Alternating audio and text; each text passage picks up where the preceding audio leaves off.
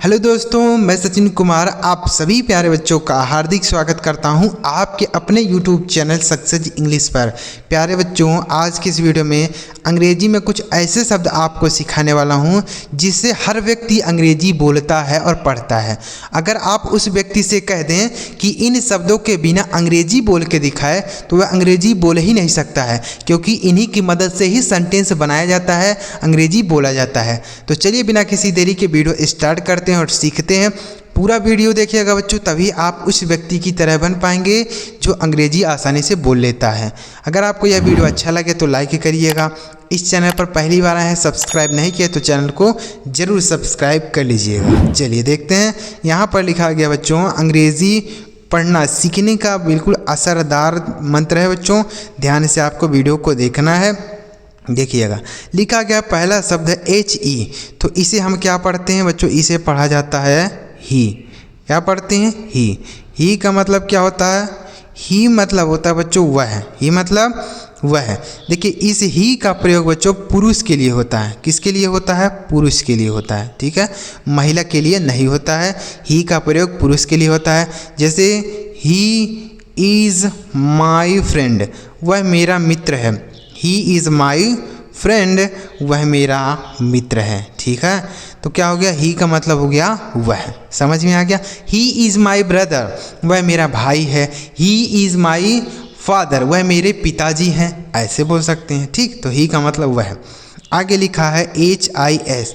तो इसे हम क्या पढ़ते हैं सर? इसे पढ़ा जाता है हिज। HIS his. हिज का मतलब होता है उसका। क्या होता है? उसका। यानी अब कोई पुरुष है तो उसके लिए हम बोलते हैं ही। अब वो पुरुष है तो उसकी कोई चीज़ भी होगी, जैसे उसका कार है, उसका घर है, उसका गाड़ी है, तो उसके लिए हम क्या बोलेंगे? हिज बोलते हैं। ठीक है, इसका भी प्रयोग पुरुष के लिए ही होता है। जैसे दिस इज़ हिज बाइक, यह उसका बाइक है। दिस इज़ हिज बाइक, यह उसका बाइक है। तो हिज मतलब क्या हो गया? उसका। यह उसका कार है, दिस इज हिज कार। यह उसका फ़ोन है, दिस इज हिज फोन। ठीक है, तो उसका के लिए भी हम हिज का प्रयोग करेंगे। इसका भी प्रयोग पुरुष के लिए ही होता है। आगे क्या लिखा है? HIM। इसे हम पढ़ते हैं हिम। क्या पढ़ते हैं मेरे भाई? हिम। हिम मतलब क्या होता है? उसे। इसका भी प्रयोग हम पुरुष के लिए होता है। ठीक है, तो आप सीधे याद कर लीजिए कि इन तीनों का प्रयोग जो है, इन तीनों का प्रयोग पुरुष के लिए ही होता है।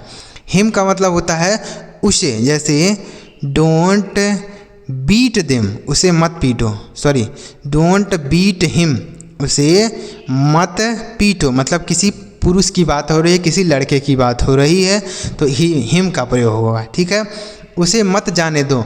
डोंट गो हिम, उसे मत जाने दो। ठीक है, तो ऐसे बोलेंगे। आगे लिखा HER। इसे पढ़ते हैं बच्चों हर। देखिए, अब इस हर का मतलब क्या होता है? हर का मतलब होता है बच्चों उसे या उसका। उसे या उसका। बड़ा कन्फ्यूजन हो रहा है सर कि यहाँ पे उसे उसका, अभी आपने तो बताया कि उसे या उसका होता है, तो यहाँ पे ये फिर कैसे आ गया? तो बच्चों, यह केवल और केवल महिला के लिए होता है। किसके लिए होता है? महिला।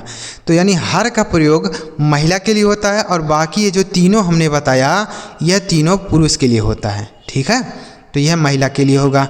जैसे यह उसका स्कूटी है, दिस इज़ हर स्कूटी, मतलब महिला की बात हो रही है, तो यहाँ पे हो गया हर। आया समझ में? यह उसका स्कूटी है। और जैसे डोंट टीज हिम, उसे परेशान मत करो, तो मतलब लड़की की बात हो रही है, तो इसलिए हम हर बोलेंगे। डोंट टीज हर, उसे परेशान मत करो। ठीक, तो ऐसे बोल सकते हैं। आगे लिखा HOW। इसे पढ़ेंगे हाउ। HOW how. हाउ का मतलब क्या होता है? हाउ मतलब होता है कैसे। हाउ मतलब कैसे। जैसे हम बोलते हैं ना कि आप कैसे हैं, तो बोलते हैं how are you. How are you, आप कैसे हैं? How are you. ठीक, हाउ आर यू, आप कैसे हैं, तो बोलते हैं आई एम फाइन, मैं ठीक हूँ। ठीक है, आगे HES। इसे हम पढ़ते हैं बच्चों हैज। क्या पढ़ते हैं? हैज। अब देखिए, इन दोनों को अगर एक साथ पढ़ेंगे तो ज़्यादा अच्छा रहेगा, तो इसे हम पढ़ते हैं हैव। क्या पढ़ते हैं? हैव। देखिए, इस हैज का मतलब होता है पास है। क्या होता है? पास है। और इस हैव का मतलब भी होता है बच्चों पास है। क्या होता है? पास है। तो दोनों में अंतर क्या है? जब दोनों का मीनिंग सेम है तो अंतर क्या है? बच्चों अंतर यही है कि इस हैज का प्रयोग एक वचन सब्जेक्ट के साथ होता है और इस हैव का प्रयोग बहुवचन सब्जेक्ट के साथ किया जाता है। ठीक है, जैसे ही हैज़ अ कार, उसके पास एक कार है, तो ही जो है एक वचन है इसलिए हमने हैज बोला। ठीक, he has a car, he has a phone, उसके पास एक फ़ोन है, ही हैज़ अ हाउस, उसके पास एक घर है। तो हैज़ का प्रयोग एक वचन सब्जेक्ट के साथ होता है और इस हैव का प्रयोग बहुवचन सब्जेक्ट के साथ होता है। जैसे यू हैव अ कार, तुम्हारे पास एक कार है, तो यू बहुवचन सब्जेक्ट में आता है इसलिए हम हैव बोलेंगे। ठीक, आई हैव अ कार, मेरे पास एक कार है, तो आई भी बहुवचन सब्जेक्ट में काउंट किया जाता है। ठीक है, आगे देखिए अब क्या लिखा है HAD, तो इसे क्या पढ़ते हैं? हैड। अब इस हैड का मतलब भी पास होता है। क्या सर सही से बताइए ना, कितना कन्फ्यूजन है? कन्फ्यूजन कोई नहीं है बच्चों, ध्यान से सुनिए। तो इन दोनों का प्रयोग हमने बताया कि पास है होता है, प्रेजेंट में होता है। इस हैड का प्रयोग बच्चों होता है पास्ट में। किस में होता है? पास्ट में। तो इसका मीनिंग होता है पास था, पास था। जैसे आई हैड अ कार, मेरे पास एक कार था, I had a car. I had a bike, मेरे पास एक बाइक था। तो पास्ट की अगर बात होगी तो हम हैड का प्रयोग करेंगे और अगर प्रेजेंट में बोलना होगा तो हैज या तो हैव बोल सकते हैं। ठीक, एक वचन सब्जेक्ट रहेगा तो हैज और बहुवचन सब्जेक्ट रहेगा तो हैव। आया समझ में? आगे क्या लिखा है? आगे लिखा है बच्चों आई। क्या लिखा है? आई। तो आई का मतलब क्या होता है? आई मतलब होता है बच्चों मैं। आई मतलब मैं। जैसे आई एम आ स्टूडेंट, मैं एक छात्र हूँ। आई एम अ फार्मर, मैं एक किसान हूँ। I am a poor boy, मैं एक गरीब लड़का हूँ। ठीक, तो आई का मतलब हो गया मैं।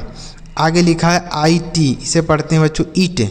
ईट का मतलब क्या होता है? यह। ईट का हिंदी अर्थ क्या होता है? यह होता है। इसका प्रयोग बच्चों निर्जीव चीज़ के लिए होता है। किसके लिए?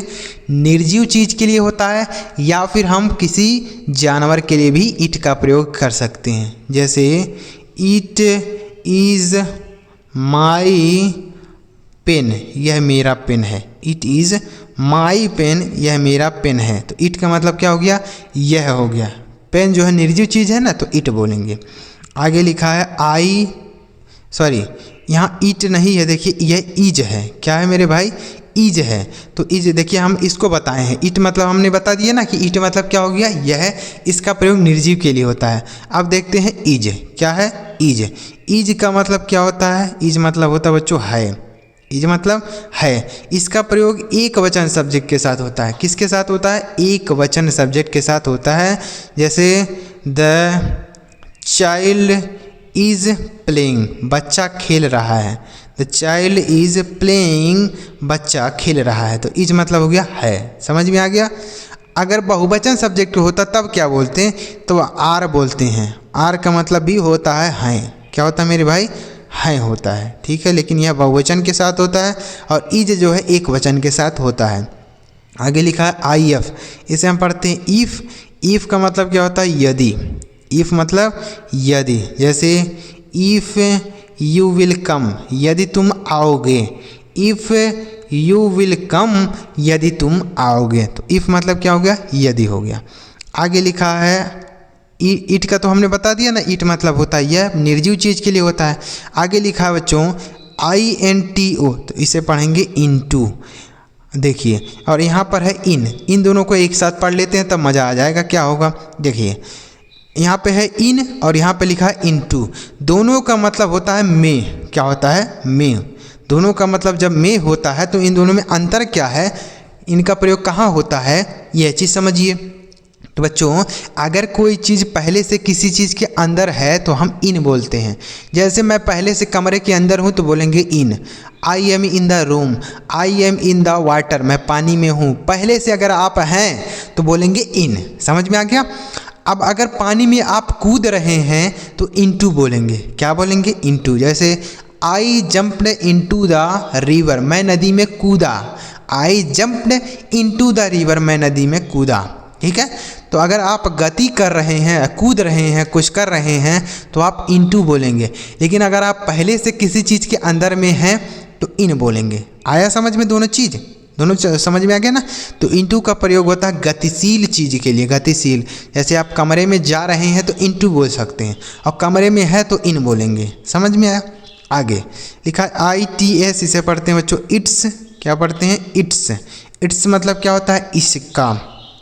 इट्स मतलब इसका। जैसे this nut it's machine, this nut is it's machine, यानी यह जो नट है इस मशीन का है। ठीक है। तो इट्स मतलब क्या हो गया? इसका। आगे लिखा JUST, इसे पढ़ते हैं जस्ट। जस्ट का मतलब क्या होता है? अभी। जस्ट मतलब अभी। जैसे डू इट जस्ट, इसे अभी करो। डू इट जस्ट, इसे अभी करो। डू इट जस्ट मतलब अभी करो। आगे लिखा KEEP, इसे पढ़ते हैं कीप। कीप का मतलब क्या होता है? रखना।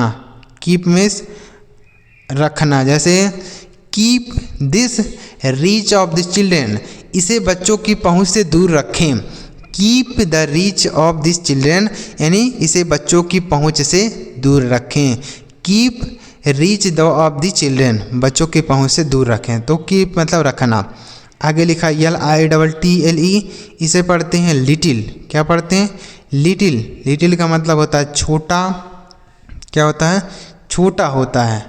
लिटिल। लिटिल जैसे this pen is very little, यह पेन बहुत छोटा है। This pen is very little, यह पेन बहुत छोटा है।